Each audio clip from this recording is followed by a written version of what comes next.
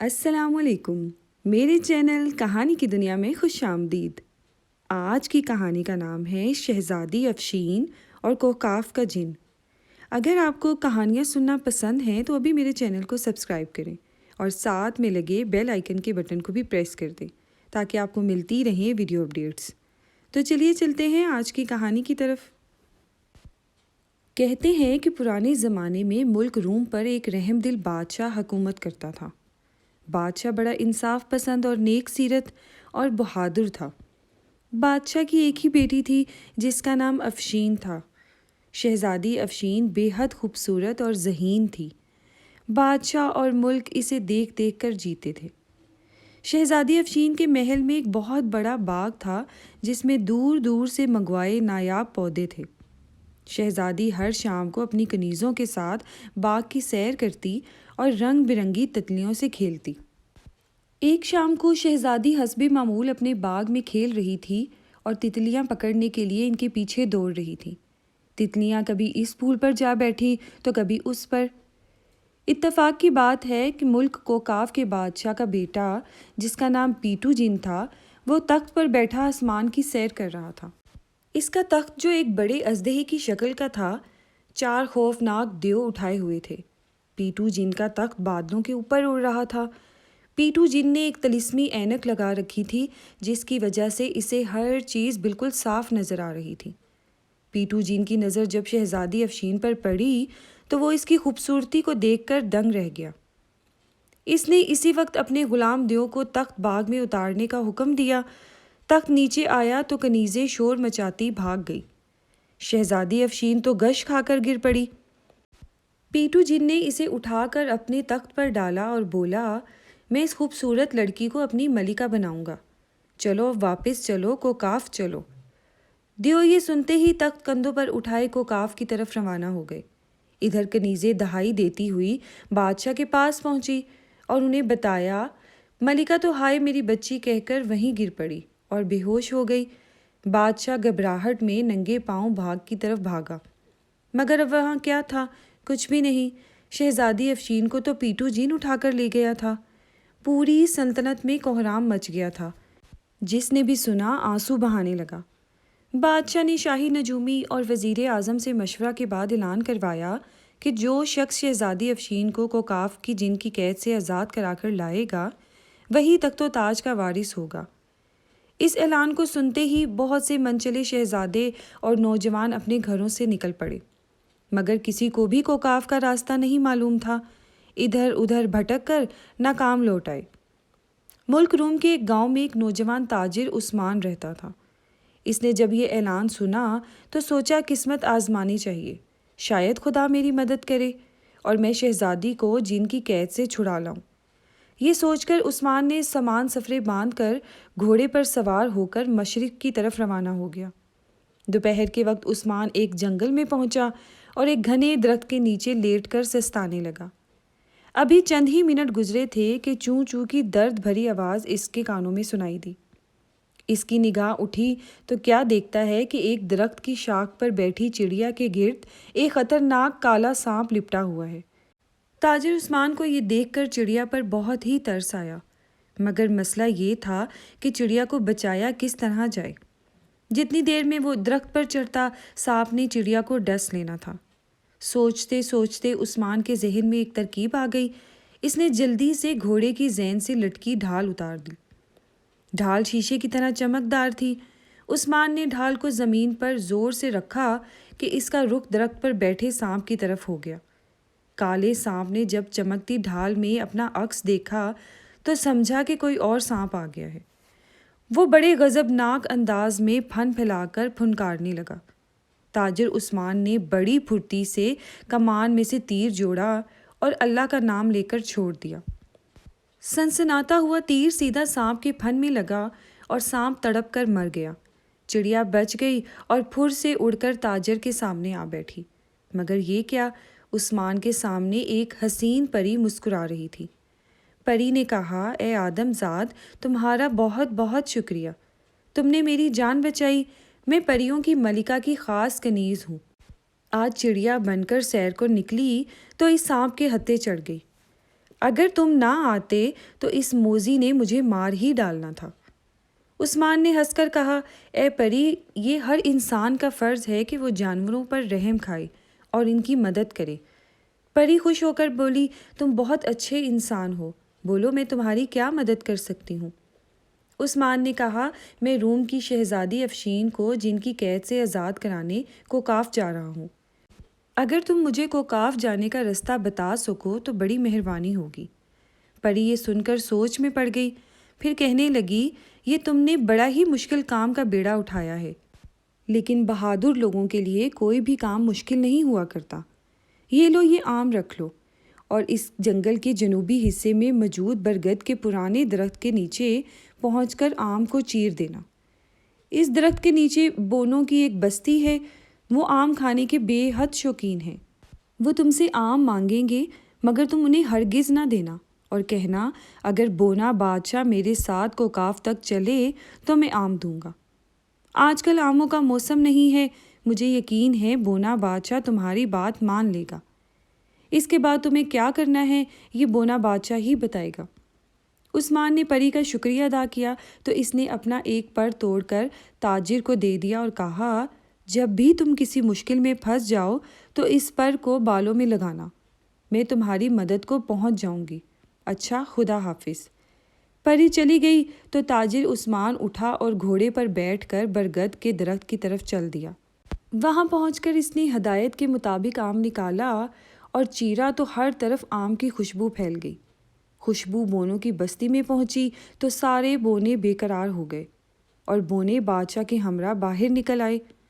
بونے بادشاہ نے للچائی ہوئی نظروں سے آم کی طرف دیکھتے ہوئے کہا، اے آدم زاد، تم کہاں سے یہ آم لے کر آئے ہو؟ ہمیں بھی کھانے کے لیے آم دو۔ عثمان غصے سے بولا، چلو بھاگو یہاں سے، میں تو تمہیں آم کا چھلکا بھی نہیں دوں گا۔ ہاں، ایک شرط مان لو تو سارا آم دے سکتا ہوں۔ بونے بادشاہ نے جلدی سے کہا، شرط بتاؤ۔ عثمان بولا، تمہیں میرے ساتھ کوکاف تک جانا ہوگا، اگر راضی ہوتے ہو تو یہ آم تمہارا۔ بونے نے جواب دیا، مجھے تو کوکاف تک جانے کا راستے کا علم ہی نہیں۔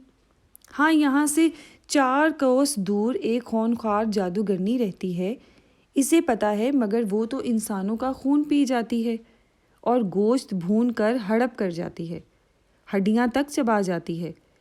لیکن ایک بات ہے، وہ مارنے سے پہلے ہر انسان سے 3 سوال پوچھتی ہے اور جو صحیح جواب دے دے اسے چھوڑ دیتی ہے، مگر آج تک کوئی انسان اس کے 3 سوالوں کے درست جواب نہیں دے سکا۔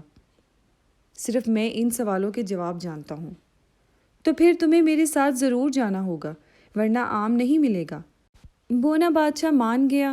عثمان نے آم بونوں کے حوالے کر دیا۔ ساری بستی آم پر ٹوٹ پڑی اور اسے چٹ کر گئی۔ اب عثمان نے بونے بادشاہ کو، جو سائز میں انسانی انگلی کے برابر تھا، اٹھا کر جیب میں ڈالا اور آگے چل پڑا۔ جب وہ جادوگرنی کے علاقے میں پہنچے تو جادوگرنی تاجر کو دیکھ کر خوش ہو گئی اور شیطانی کہکا لگا کر بولی، واہ، آج خوب تگڑا شکار ہاتھ آیا ہے، اے انسان، میں تمہیں پانی میں ابال کر تمہاری یخنی پی جاؤں گی۔ عثمان تو کانپ اٹھا۔ جادوگرنی کی شکل تھی بھی بڑی ہی بھیانک۔ یہ لال لال باہر کو نکلی ہوئی آنکھیں، پیلے زرد دانت اور کالا سیاہ رنگ۔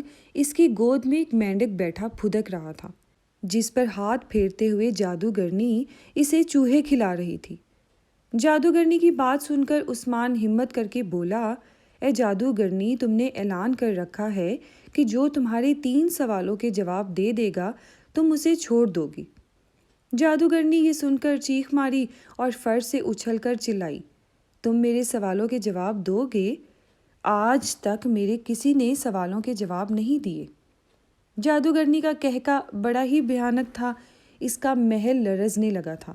مینڈک اس کی گود سے اچھل کر پرے جا گرا تھا۔ جادوگرنی نے پہلا سوال کیا، بتاؤ 10 من وزنی پتھر کو کس طرح پھونکے مار کر اڑایا جا سکتا ہے؟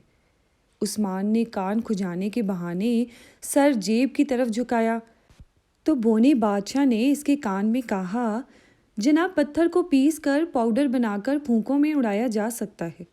عثمان نے یہی جواب دہرایا۔ جادوگرنی اچھل کر چنگاڑی، لو اب دوسرے سوال کا درست جواب دو۔ بتاؤ وہ کون سی دولت ہے جسے کوئی نہیں چرا سکتا؟ عثمان نے پھر سر جیب کی طرف جھکایا تو بونے بادشاہ نے کہا، جناب وہ دولت علم ہے جسے چرانا ناممکن ہے۔ اپنے دوسرے سوال کا جواب بھی درست پا کر جادوگرنی گھبرائی اور اسے اپنا شکار ہاتھ سے نکلتا نظر آنے لگا، کیونکہ اگر عثمان تیسرے سوال کا جواب بھی درست دینے میں کامیاب ہو گیا تو جادوگرنی کو اسے چھوڑنا پڑنا ہے۔ اس نے کہا، اے انسان، میرا تیسرا سوال یہ ہے کہ وہ کون سا جرم ہے جسے کرتے ہوئے اگر انسان پکڑا جائے تو سزا ملتی ہے، لیکن اگر کر لے تو سزا نہیں دی جاتی؟ عثمان یہ سن کر چکرا گیا، مگر بونے بادشاہ نے اسے جواب بتایا۔ عثمان نے کہا، وہ جرم خودکشی ہے۔ جادوگرنی زور سے چیخی، افسوس، آج ایک انسان نے میرے سوالوں کے جواب دے دیے۔ افسوس، میں اسے بھون کر کھا نہیں سکتی۔ چلا جا، میں تجھے چھوڑتی ہوں، تو آزاد ہے۔ عثمان نے کہا، اے جادوگرنی، ایک مہربانی کر، مجھے کوکاف جانے کا راستہ بتا دے۔ میں اپنے ملک کی شہزادی کو جن کی قید سے آزاد کرانا چاہتا ہوں۔ جادوگرنی کہنے لگی، میں تمہاری ذہانت سے خوش ہوں۔ یہ لے گیند زمین پر پھینک دے اور اس کے پیچھے پیچھے چلتا جا۔ یہ گیند تجھے خون کے دریا کے کنارے تک پہنچا دے گی اور اس دریا کو پار کر کے کوکاف کی حدود شروع ہو جاتی ہے۔ دریا کے کنارے ایک چڑیل رہتی ہے، وہی دریا کی محافظ ہے۔ اگر تم اسے مارنے میں کامیاب ہو گئے تو دریا پر ایک پل خود بخود بن جائے گا، جس پل سے گزر کر تم دوسری طرف جا سکو گے۔ خبردار، دریا کے خون میں تیرنے کی کوشش نہ کرنا، ورنہ پتھر کے بن جاؤ گے۔ عثمان نے گیند زمین پر ڈالی، گیند خود بخود بڑھنے لگی اور تاجر عثمان اس کے پیچھے چلنے لگا۔ بونا بادشاہ اس کی جیب میں تھا اور اسے مزے مزے کے لطیفے سنا کر ہنسا رہا تھا۔ اب ہم شہزادی افشین کی خبر لیتے ہیں کہ وہ کس حال میں ہے۔ پیٹو جن نے اسے چاندی کے ایک بہت بڑے پنجرے میں قید کر دیا تھا اور اسے مجبور کرتا تھا کہ اس سے شادی کر لے۔ اس وقت بھی پیٹو جن یہی کہہ رہا تھا، اے شہزادی، میری بات مان لے، یہاں کوئی تیری مدد کو نہیں آ سکتا۔ یہ سن کر شہزادی افشین زور زور سے رونے لگی۔ پیٹو جن نے شہزادی کو رونا بند کرنے کے لیے کہا، مگر وہ روتی رہی۔ تو پیٹو جن غصے میں آ گیا اور اس زور سے دہاڑا کہ محل کانپ اٹھا۔ اس نے کہا، اے نادان شہزادی، تجھے میری بات ماننا پڑے گی، ورنہ میں تجھے مار ڈالوں گا۔ میں تجھے 3 دن کی مہلت دیتا ہوں، اچھی طرح سوچ لے، یا تو مجھ سے شادی کے لیے راضی ہو جا یا پھر مرنے کے لیے تیار ہو جا۔ پیٹو جن یہ کہہ کر غصے سے پھنکارتا ہوا چلا گیا اور شہزادی اپنی قسمت پر آنسو بہانے لگی۔ اسے اپنے ماں باپ یاد آ رہے تھے اور اسے یقین تھا کہ خدا اس کی مدد ضرور کرے گا۔ ادھر تاجر عثمان گیند کا تعاقب کرتا ہوا دریا تک پہنچ گیا۔ اس نے دیکھا کہ دریا میں پانی کی بجائے خون بہہ رہا ہے اور گاڑھا خون ہے۔ اس دریا کے کنارے کالے رنگ کا ایک پرانا محل تھا۔ اس میں وہ خونخوار چڑیل رہتی تھی جو دریا کی محافظ تھی۔ اس چڑیل نے تاجر کی بو سونگھ لی تھی اور آدم بو کے نعرے لگاتی بھاگتی چلی آ رہی تھی۔ اس چڑیل کے 4 ہاتھ اور 4 آنکھیں تھیں، گلے میں سانپوں کی مالا تھی، لمبی سرخ زبان منہ سے باہر لٹک رہی تھی اور دانت چمک رہے تھے۔ عثمان اور بونا بادشاہ ایک درخت کے پیچھے چھپے ہوئے تھے۔ ڈراؤنی شکل والی چڑیل چیخیں مارتی ادھر آ رہی تھی۔ درخت کے قریب آ کر اس نے مکرو کہکا لگایا اور تنے پر زور سے ہاتھ مارا۔ درخت ٹوٹ کر پرے جا گرا۔ عثمان اس کے نیچے آتے آتے بچا۔ اس نے فوراً تلوار نکال لی اور کہا، اے خونخوار چڑیل، مرنے کے لیے تیار ہو جاؤ، میں تجھے تلوار سے کاٹ ڈالوں گا۔ چڑیل اس کی بات سن کر ہنسنے لگی اور اس کی خوفناک ہنسی سے بھونچال سا آ گیا۔ درختوں پر بیٹھے پرندے پھڑ پھڑا کر اڑ گئے اور اس نے گرج کر کہا، تیری یہ مجال، میں تجھے چٹکیوں میں مسل کر رکھ دوں گی، تیرا خون اس دریا میں بہا کر گوشت کھا جاؤں گی۔ عثمان نے تلوار سے وار کیا، تلوار چڑیل کے بازو پر پڑی مگر اس پر کوئی اثر نہ ہوا، اسے زخم تک نہیں آیا۔ اب تو عثمان کے ہاتھ پاؤں پھول گئے۔ بونا بادشاہ جیب میں کودتا بولا، ہائے، مارے گئے۔ چڑیل ہاتھ پھیلا کر عثمان کی طرف بڑھی۔ اسی وقت عثمان نے جیب سے پری کا دیا ہوا پر نکال کر بالوں میں لگا لیا۔ بس پھر کیا تھا، ایک دھماکے کے ساتھ پری آ پہنچی۔ اس کے ہاتھ میں سونے کی کمان تھی جس پر فولادی تیر چڑھا ہوا تھا۔ اس نے آتے ہی تیر چلایا، تیر سیدھا چڑیل کے سینے میں جا لگا۔ اس نے زوردار چیخ ماری اور زمین پر گر کر تڑپنے لگی۔ اس کی آنکھیں باہر ابل آئی اور وہ چیختی ہوئی مر گئی۔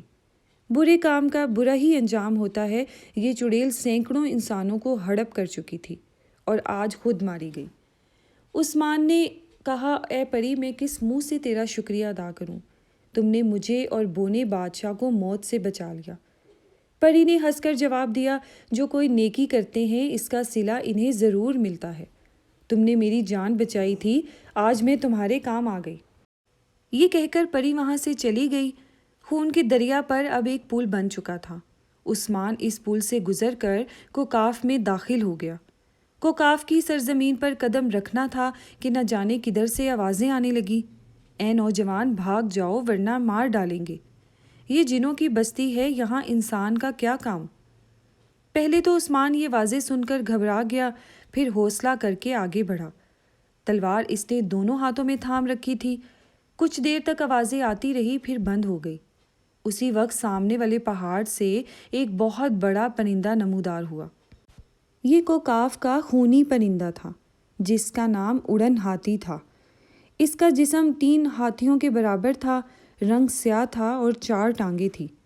اس کی کمر پر 2 بڑے بڑے پر تھے اور منہ کے آگے سونڈ کی بجائے ایک لمبی نوکیلی چونچ تھی۔ اس نئی آفت کو دیکھ کر عثمان نے تلوار سونت لی۔ اڑن ہاتھی بڑی تیزی کے ساتھ اس کے سر پر آ پہنچا۔ اس نے اپنی غار سی ایسی چونچ کھولی اور بڑی پھرتی سے جھک کر عثمان کو نگل لیا۔ عثمان کو لگا کہ وہ جیسے کسی گدھیلی سڑک پر پھسل رہا ہے۔ وہ پھسلتا ہوا ایک اندھیرے کمرے میں جا گرا۔ یہ اس اڑن ہاتھی کا معدہ تھا۔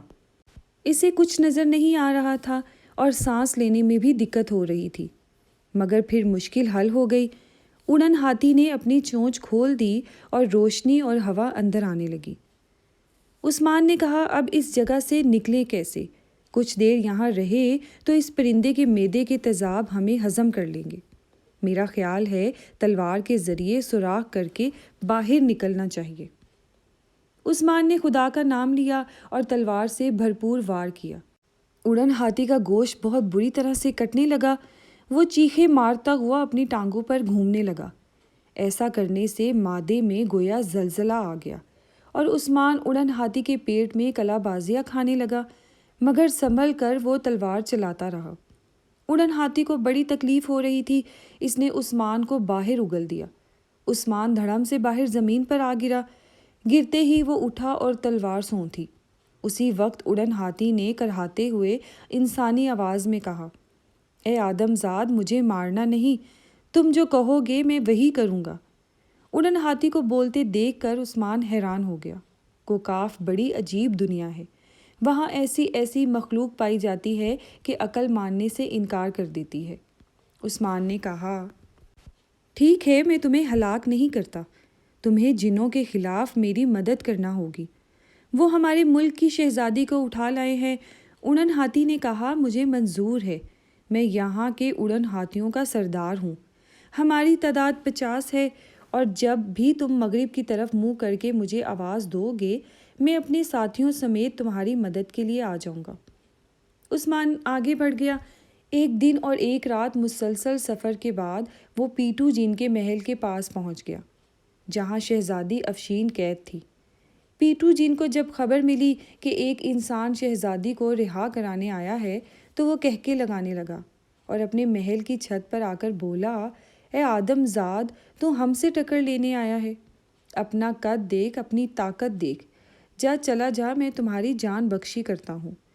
عثمان نے بڑی جرأت سے کہا، او بدبخت جن، غرور نہ کر، کبھی کبھی چونٹی بھی ہاتھی کو مار ڈالتی ہے، اپنی خیریت چاہتا ہے تو شہزادی کو آزاد کر دے۔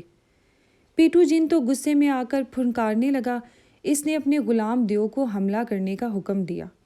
عثمان نے اسی وقت مغرب کی طرف منہ کر کے پوری طاقت سے، اے اڑن ہاتھیوں، میری مدد کے لیے آؤ۔ فوراً اڑن ہاتھیوں کے جتھے آسمان پر نمودار ہوئے اور ہر طرف اندھیرا سا چھا گیا۔ اڑن ہاتھیوں کی چونچوں میں کئی من کے پتھر دبوچ رکھے تھے۔ انہوں نے اڑتے ہوئے یہ جو پتھر دیو پر پھینکنا شروع کیے تو دیو کے سر پھٹ گئے اور وہ لوگ مر گئے۔ دیکھتے ہی دیکھتے میدان دیوں کی لاشوں سے بھر گیا۔ پیٹو جن کئی گز لمبی تلوار تھامے اس کے سامنے آ گیا۔ مقابلہ شروع ہو گیا۔ پیٹو جن بڑا ماہر تلوار باز تھا۔ عثمان ڈٹ کر اس کا مقابلہ کر رہا تھا، مگر پیٹو جن ہار ماننے کو تیار نہیں تھا۔ بونے بادشاہ نے یہ دیکھا تو عثمان کی جیب سے جادوگرنی والا گیند نکال کر پورے زور سے پیٹو کے منہ پر مارا۔ گیند پھٹ گیا اور اس سے کالا دھواں نکلا۔ پیٹو جن بے ہوش ہو گیا۔ عثمان نے لپک کر اس کا سر کاٹ لیا۔ پیٹو جن تڑپتا ہوا ختم ہو گیا۔ شہزادی افشین کو چاندی کے پنجرے سے نکال کر عثمان واپس چل دیا اور منزلوں پر منزلیں طے کرتا ملک روم پہنچ گیا۔ بادشاہ اور ملکہ نے جب اپنی بیٹی کو زندہ سلامت دیکھا تو خوشی سے نہال ہو گئے۔ عثمان اور شہزادی افشین کی شادی ہو گئی۔ بادشاہ نے تخت و تاج بھی عثمان کے حوالے کر دیا۔ عثمان نے کئی سال تک بڑے عدل و انصاف کے ساتھ حکمرانی کی اور اس طرح سے سب ہنسی خوشی رہنے لگے۔